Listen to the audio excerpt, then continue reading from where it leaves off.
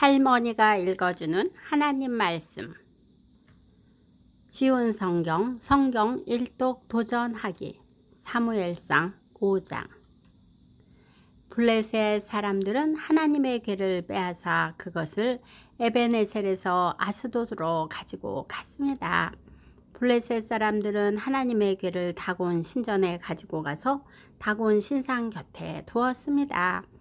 아스돗 백성이 이튿날 아침에 일찍 일어나 보니 다곤 신상이 얼굴을 땅에 대고 여호와의 궤 앞에 쓰러져 있었습니다. 그래서 아스돗 백성은 다곤 신상을 제자리에 다시 올려 놓았습니다. 이튿날 아침 아스돗 백성이 잠에서 깨어 일어나 보니 다곤 신상이 또 땅에 쓰러져 있었습니다. 다곤은 여호와의 궤 앞에서 머리와 손이 부러져 몸통만 남은 채 문지방에 엎드려져 있었습니다. 그래서 오늘날까지도 다곤의 제사장들과 아스돗의 다곤 신전에 들어가는 사람들은 그 문지방을 밟지 않습니다. 여호와께서는 아스돗과 그 이웃 백성에게 벌을 주셨습니다. 여호와께서는 피부에 종기가 나는 큰 고통을 그들에게 주셨습니다. 아스돗 백성은 그런 일이 일어나는 것을 보고 말했습니다. 이스라엘의 신의 궤를 이곳에 둘 수 없다. 하나님이 우리와 우리의 신 다곤을 벌하고 있다. 아스돗 백성은 블레셋의 5 왕을 모이게 하고 말했습니다. 이스라엘의 신의 궤를 어떻게 하면 좋겠습니까? 블레셋의 왕들이 대답했습니다. 이스라엘의 신의 궤를 가드로 옮겨라. 그래서 블레셋 사람들은 이스라엘의 신의 궤를 가드로 옮겼습니다. 하나님의 궤가 가드로 옮겨진 후에 여호와께서는 가드성에 벌을 주셨습니다. 하나님은 가드의 늙은 사람과 젊은 사람 모두에게 고통을 주셨는데 그들의 피부에도 종기가 나기 시작했습니다. 그러자 블레셋 사람들이 하나님의 궤를 에그론으로 보냈습니다. 하나님의 궤가 에그론에 도착하자 에그론 사람들이 소리를 질렀습니다. 왜 이스라엘 신의 궤를 우리 성으로 가지고 오는 거요? 당신들은 우리와 우리 백성을 죽일 참이요? 에그론 백성은 블레셋의 왕들을 다 모이게 한 후에 그 왕들에게 말했습니다. 이스라엘의 신 궤를 원래 있던 자리로 보내시오. 그 하나님의 궤가 우리와 우리 백성을 죽이기 전에 빨리 그렇게 하시오. 그들은 매우 두려워했습니다. 왜냐하면 하나님이 그들을 너무나 무섭게 심판하셨기 때문입니다. 죽지 않고 살아남은 사람은 피부에 종기가 나서 괴로움을 당했습니다. 그래서 온 성읍이 하늘을 향해 크게 울부짖었습니다. 사무엘상 6장. 블레셋 사람들은 여호와의 궤를 7달 동안 자기 땅에 두었습니다. 블레셋 사람들은 그 후 제사장과 점쟁이들을 불러서 물었습니다. 여호와의 궤를 어떻게 하면 좋겠소? 그것을 원래 있던 곳으로 돌려보낼 방법을 말해 주시오. 제사장과 점쟁이들이 대답했습니다. 이스라엘의 신의 궤를 돌려보낼 생각이라면 빈손으로 돌려보내지 마시오.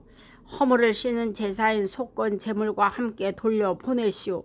그래야 여러분의 병이 나을 것이오. 그리고 그 결과를 통해 과연 하나님께서 여러분에게 벌을 내리셨는지도 알 수 있을 것이오. 블레셋 사람들이 물었습니다. 이스라엘의 하나님께 속건 제물로 무엇을 드리면 좋겠소? 제사장과 점쟁이들이 대답했습니다. 피부에 난 종기와 같은 모양으로 금종기 5개를 만드시오. 그리고 금쥐 5개도 만드시오. 금쥐와 금종기의 수는 블레셋 왕들의 수와 같아야 하오. 왜냐하면 똑같은 병이 여러분과 여러분의 왕에게 닥쳤기 때문이오. 이 나라를 망치고 있는 종기와 쥐의 모양을 만드시오. 그것을 이스라엘 신께 바치시오. 그리고 이스라엘 신께 영광을 돌리시오.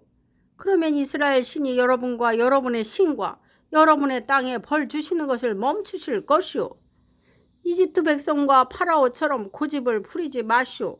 하나님께서 이집트 백성에게 심하게 벌을 내리신 후에야 이집트 백성이 이스라엘 사람들을 나가게 한 것이 아니었소? 여러분은 새 수레를 만드시오. 그리고 새끼를 낳은 지 얼마 안 되는 젖소 2마리를 준비하시오. 그 젖소는 아직 멍에를 메어 본 적이 없는 것이어야 하오. 그 젖소들을 수레에 메고 새끼들을 집으로 돌려보내시오. 새끼들이 자기 어미를 따라가게 하지 마시오. 여호와의 궤를 수레에 올려 놓으시오. 그리고 금종기와 금쥐들도 상자에 담아 궤 곁에 두시오. 그것들은 여호와의 종을 용서받기 위하여 하나님께 드리는 속건 제물이요.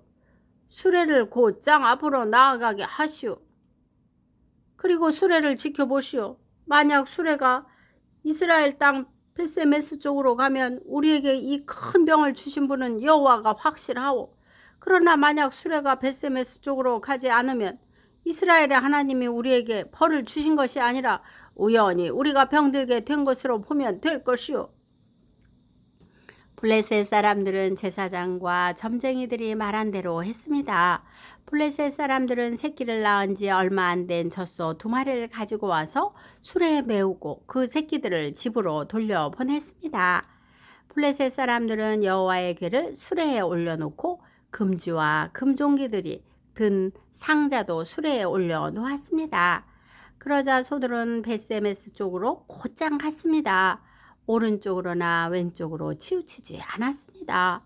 블레셋의 왕들은 소들의 뒤를 따라 벳세메스의 경계까지 갔습니다. 그때 골짜기에서 밀을 베던 벳세메스 사람들이 눈을 들어 여호와의 궤를 보았습니다. 여호와의 궤를 다시 보게 된 그들은 매우 기뻤습니다. 수레는 벳세메스 사람인 여호수아의 밭으로 와서 큰 바위 곁에 멈추어 섰습니다. 벳세메스 사람들은 수레의 나무를 잘라냈습니다. 그리고 소를 잡아서 주께 제물로 바쳤습니다. 레위 사람들은 여호와의 궤를 내려놓고 금쥐와 금종기가 든 상자도 내려놓았습니다. 레위 사람들은 그 2 상자를 큰 바위 위에 올려놓았습니다. 벳세메스 백성은 그날 태워드리는 제물인 번제물과 희생제물을 여호와께 바쳤습니다. 블레셋의 5 왕은 이 모든 일을 지켜보고 그날 에그론으로 돌아갔습니다. 블레셋 사람들이 보낸 금종기는 여호와께 바치는 허물을 씻는 제물인 속건 제물이었습니다. 금종기를 보낸 마을의 이름은 아스돗, 가사, 아스글론, 가드, 그리고 에그론입니다. 블레셋 사람들은 금쥐도 보냈는데 금쥐의 숫자는 블레셋 왕들이 맡은 마을의 숫자와 같았습니다. 금쥐를 보낸 마을 중에는 성벽을 가진 굳건한 성도 있었고 시골 마을들도 있었습니다. 벳세메스 사람들이 여호와의 궤를 올려놓았던 큰 바위는 지금도 벳세메스 사람 여호수아의 밭에 그대로 있습니다. 그런데 벳세메스 백성 중 여호와의 궤를 들여다본 사람들이 있었습니다. 그러자 여호와께서는 그들을 쳐 70명을 죽이셨습니다. 벳세메스 백성은 여호와께서 자기들에게 그토록 무섭게 벌 주시는 것을 보고 소리내어 울었습니다. 그들은 이렇게 말했습니다. 누가 이 거룩하신 하나님 여호와 앞에 설 수 있겠는가? 이 여호와의 길을 어디로 보내야 하는가?